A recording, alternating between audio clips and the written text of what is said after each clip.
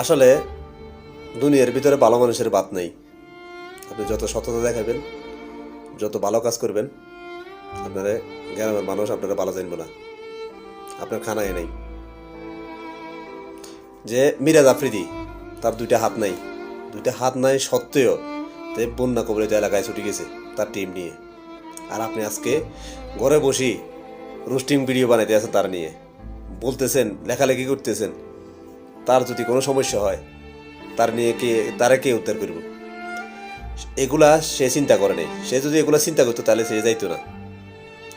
আপনি কি করে ফেলাইছেন? আপনি সিলেটের বন্যার জন্য কি করছেন? ফেনীর বন্যার জন্য কি করছেন? কুমিল্লা বন্যার জন্য কি করছেন? বাংলাদেশের বিভিন্ন জায়গায় যে বন্যা হয়েছে আপনি কি করছেন? আপনি তো মরি বস্তা একটা দেন নাই। আপনি তো কোনো একটা 1 টাকা পয়সা চাঁদাও দেন নাই, 1 টাকা পয়সা ত্রাণও দেন নাই। কিন্তু আপনি বসে বসে পিছনে সমালোচনা করতে আছেন যে এই ছেলেটা হাত নাই সত্ত্বেও এই ছেলেটা বন্যা কবলিত এলাকায় গেছে, ওইখানে তার সমস্যা হয়ে গেলে তার কে উদ্ধার করবো? এই জিনিসটা সে ভাবে নাই। তার জন্য দোয়া করেন মিয়া, তার জন্য দোয়া করেন। দুইটা হাত নাই থাকা সত্ত্বেও সে যে মানবতার কাজে দূরাই গেছে, এটা আল্লাহর কাছে শুকরিয়া।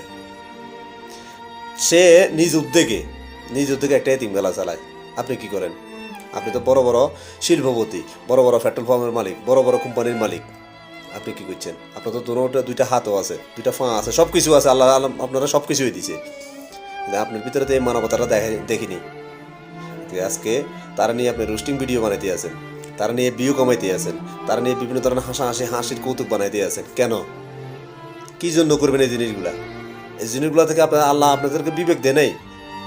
আল্লাহ আপনাদেরকে বিবেক দেয় নাই যে একটা ছেলে তার দুইটা হাত নাই বিদায় সত্ত্বেও বন্যা কবলিত এলাকায় ছুটি গেছে, ওইখানে যাইতে মানুষেরকে টান দিতে আছে তার টিম নিয়ে।